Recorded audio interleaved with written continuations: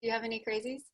I did. The best one is the girl who, she was really successful. Actually, she made a lot of money. She was a hedge fund manager, Wow. and she had, yeah. So I thought, this is interesting.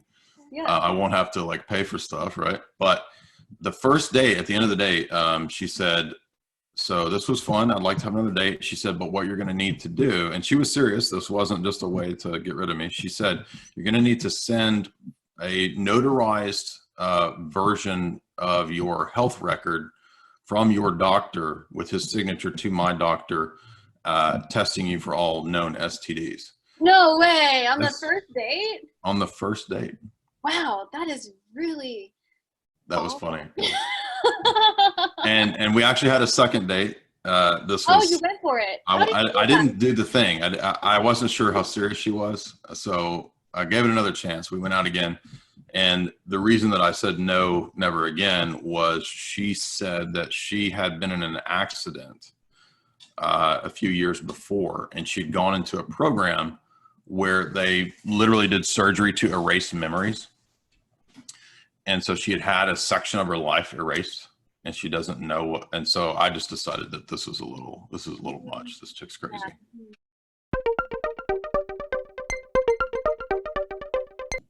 What else do men find unattractive in women? I'm curious. Just knowing that, like, if you have so much of something, so for instance, like, I know a good one. tell me a good one. Being buff. Right. Now, there's a difference between being fit and like having a good, maybe even a six pack. That doesn't bug me if a girl has that. But like when girls are really buff, which is becoming a trend, like in the last few years. Right? Right. It is a trend. I hopped on a little bit of it because I used to be a bikini competitor. Yeah, but you weren't trying to like get, buff, right? Oh no, it was for looks. I mean, I just. I mean, like, you look feminine, right? So you don't look like a chick that's got, like bigger biceps than me. That's weird, right? That would be, and I've never heard a single guy who say that they think that this is attractive at all. So visually speaking, a male would be more attracted to like a Vogue model who works out every day versus a CrossFit woman who competes in the CrossFit Games. Yes. No guy wants to be with a chick that looks like she's in SEAL Team 6. Like she's a Black Ops SEAL Team, or like they look like girls that are going to fight in the women's version of UFC, whatever that is, like I'm talking about, like the Ronda Rousey, like they're going to go fight, or the women's NBA, WNBA or something like that. It's disgusting. Oh, absolutely. It makes, and this is a good point. So like, from what I'm seeing here with CrossFit, it's female dominated. Yep. I want to kind of branch all these things because masculinity is, like a certain body type is masculine, right? And then certain career choices are also, or can be, masculine as well. So seeing a woman in those positions more or less makes her a little less attractive. Is that what? Unfortunately, yes, it does. I hate to break it to you girls, but yes. So like a woman who's maybe a CrossFit competitor and she's also CEO of like some. That's like, if you were on Tinder, if a dude saw that on Tinder, it would be like immediate swipe left. And what's weird is that in her mind, she probably thinks, I'm like so desirable. I'm so sellable right now. Mm-hmm. So how does a woman stand out these days when the options are endless? And we can't really, if it's given for this truth that climbing a career ladder can create a masculine aura for us, what can we do to separate, one from the next? Downplay that. For example, let's say you were a CEO, and maybe you were, wanting to have a Tinder profile, for example, something like that. Like, I would downplay that. I would not put that as the first quality. I would try to play up the feminine qualities that I did have if I was a girl like that. And the reason for that is that remember that you're going to attract the kind of person that you are or what you're looking for. So if you're a strong, independent CEO CrossFit woman, the kind of guy that you want to attract is not going to be like the CEO dude who's buff and makes $1 million. You're going to attract a weaker kind of guy. So because that's not the kind of guy that wants you. The kind of guy that's masculine, that is more traditional, wants a feminine woman. So you're going to attract what you put out. Is there such thing as too girly? Could be, yes. For example, guys hate it when girls do the baby voice. No guy likes that when girls do the baby voice. It's so annoying. What is this baby voice? What is that baby voice? When like, girls are with girls, or when they start acting all giggly and silly like a baby, like they do this baby voice. It's really annoying. Guys don't like that. They don't like the over obsession. It's more like a striking a balance, like the over obsession with the pairs of shoes, or the expensive makeup. What was that? I remember dating a girl one time, and I had to take her around to all the different malls that had, I don't remember, some kind of like elite makeup thing. It was a huge hassle because she was like all into having to have like these ridiculous brands of, I don't even know what. And it was just annoying. It was really annoying. Another thing I've noticed too, and this is going to make a lot of people mad, but I feel like deep down, I'm right about this, and I'm not trying to offend anybody here, but like sometime around the late 2000s, it became this thing where you've got to have all these tattoos and you've got to be tatted up everywhere. And I personally, I don't find it attractive. I'm not saying it's wrong if you have a tattoo, but what I'm saying is that now it's turned into this thing where like you're supposed to be covered in tats. And it's just weird. It's just bizarre. I think it suggests someone who doesn't have a whole lot of concern for their appearance or for their body. Again, I'm not saying it's wrong to have a tattoo per se.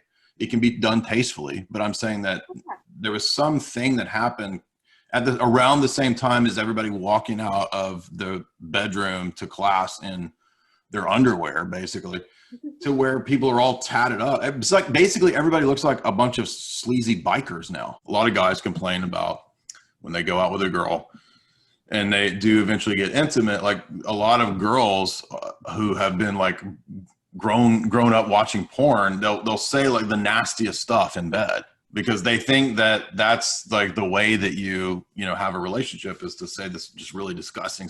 And a lot of guys complain that like that's not really attractive to a guy to hear on after the 5th, 6th date, just this really disgusting. I'm not going to repeat it, but you could imagine what that's, right?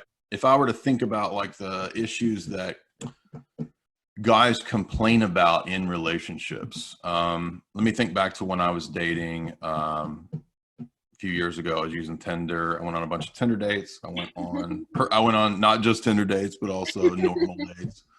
I would encounter a lot of girls who were erratic and had kind of bipolar weird issues. So a lot, and I'm not saying this is you. It could be. I don't know. I'm joking. But pills. A lot of girls are on pills. All kinds of pills, like emotional pills or Oxycontin. I mean, literally, girls are on pills. Like, I'm shocked. This is a complaint guys talk about all the time. It's something I know. I wasn't just dating a bunch of thoughts either. I had a wide range. I wasn't just dating like drug heads. But a lot of people had pill problems. That's a big issue. Girls tend to be focused on careers. They tend to be focused on things that are not very appealing to a guy. I mean, again, I understand modernity forces girls to have jobs and all that. They're taught to go do this stuff like a man, but it's still just kind of unappealing. And no women bring to the table typically the traditional feminine characteristics. So they don't know, like how to raise kids. They don't know how to do home economics type stuff, right? Like in high school, they used to teach home economics, like where a woman would take this class on cooking, cleaning, doing the finances, all that kind of stuff. Like girls don't even think about this, right? Until they're 25 or 30 and they're like, oh, I want to get married now. I want to have kids, but they don't know anything about home economics, so to speak. So guys complain about that. That's lacking in a lot of the girls that they meet. A lot of the girls have been around the world, so they haven't preserved much. So there's not a whole lot. They bring a lot of baggage. So the least, everybody's gonna have some baggage, but the least amount of baggage that you could bring.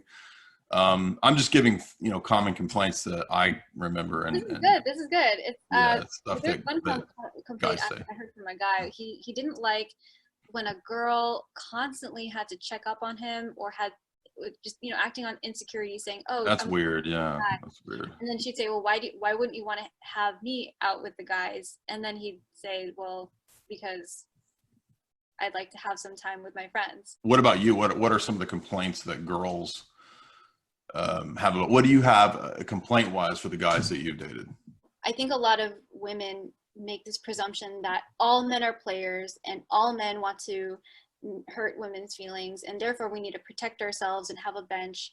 I often hear that too as a woman's complaint. But I think I really think that we're all miscommunicating those desires. Like, some of them would like a little bit more of, oh, I'm going out to the grocery store, would you like something? Or something that I remember, I used to compete in bikini competitions. I just knew, I wish that I had more of the thoughtfulness that was in my relationship. Like, I remember voicing out, oh, I would love flowers after my competition.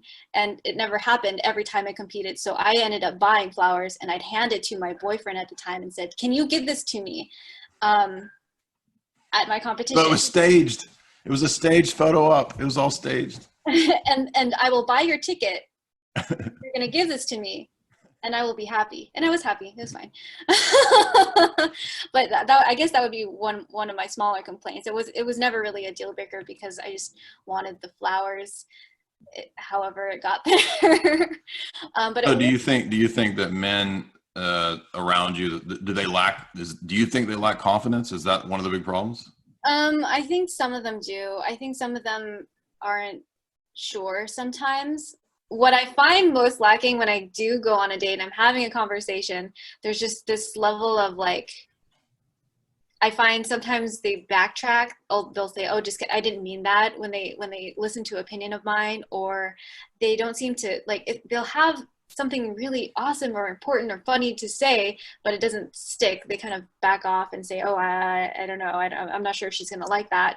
Or they'll shower me with way too many compliments. I mean, I love to feel, like, appreciated, but when the guy is saying, oh, I'm nowhere near where you're at, or you're right. Yeah, that's what I'm saying. Yeah.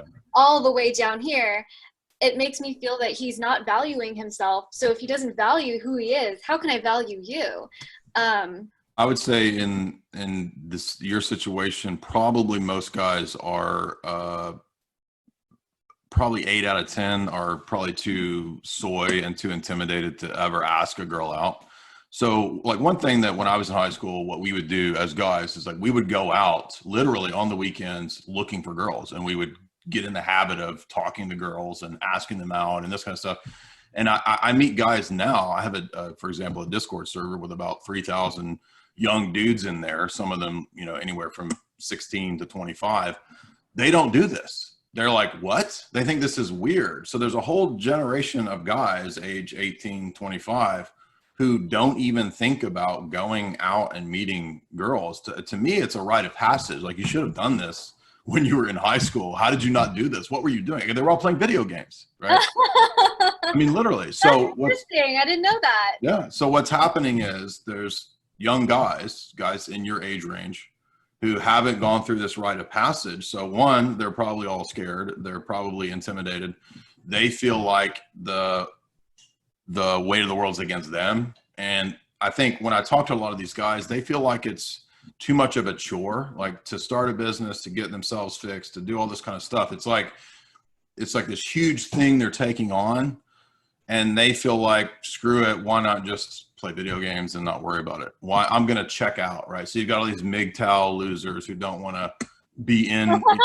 I'm serious. It's a easy way out, but at the same time, they're miserable because they'd like to have, a relationship, but they don't want to put the time in and the effort to, you know, basically better themselves. So that's one big problem probably for you, is that you're not attracting similar level people, because there's probably not a whole lot of guys that are willing to they probably don't have the self-confidence to think that they're, you know, in your league, probably, I'm guessing.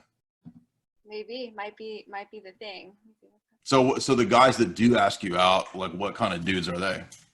There was one where, like, we were going on dates similarly to the last experience. I was backing away because it was just too much attention during the first couple interactions that we were having. And when I told him on the last date that, you know, I think this isn't going to work out. I think we'd be good as friends. And we were at a juice place in public, and he decides, I mean, this man's almost 40. So I was confused, but he goes down, and I see tears rolling down his eyes, and he's crying in public. And I asked him, "Are you okay?"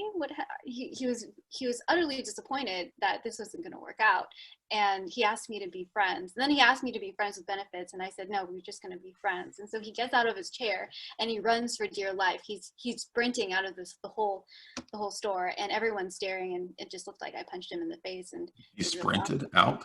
He sprinted out. He like got up from his chair and he ran away, like ran away.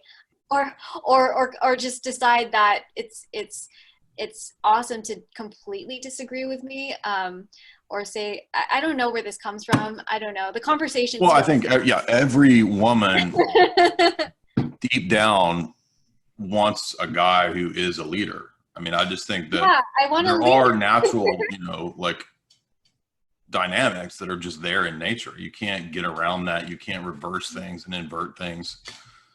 So I think that every woman deep down wants that, even if they don't even say that, even if they say the opposite. Like, I think feminists, take feminists, for example. I think that a lot of feminist anger and resentment is due to the fact that they can't find that, right? They're kind of the opposite of the MGTOW guys, the guys that check out. The feminists are resentful for women that do have good looks, do have femininity. And so they feel like if they can get rid of femininity, right, then they'll feel better about themselves. Or it's just like fat acceptance. It's if you can get people to accept it, then they'll feel better about themselves, when it's all rooted in envy. Yeah. Or some sort of like insecurity that, like, if we just neutralize everything. Yeah, exactly. Right. Yeah, that's very true. Would you agree that guys are just nice people that want things and they're just being careful? And yeah, but I think that, like I was saying, the problem is for guys is that they don't have a lot of masculine role models. So they, especially the younger that you get, the more clueless they are. So they don't understand kind of the idea of taking initiative. They don't understand that you know, you don't need to be perceived as needy, right? So a lot of young guys will think that the way to get a girl is to, you know, come off as overly nice and overly needy, and I love you so much, and it's just overboard, and it's usually way too quick, right? They've only been on a couple dates and they're all into the girl, and it's just a turnoff, and they don't realize that you're showing your own insecurities that way. Like, you need to demonstrate you're right. That's a good point. Going way too fast. I've seen that too. Let me see. Like, I remember there was a time that I was it was like date number 3, and he was ready to commit. There you go. Yeah, exactly. That freaked me out. I mean, and when people, I'm not a ghoster. I'm usually very clear, and I'd say, hey, you know, I'd much rather be friends. I'm not really interested in this pace. If a guy's gonna go that fast after date number 3, I remember receiving texts saying, hey, I noticed you're not really texting me very much, and I just, oh dear, I'm sorry. It felt like a lot of pressure, way too fast. I barely know you. I don't even know, who are you?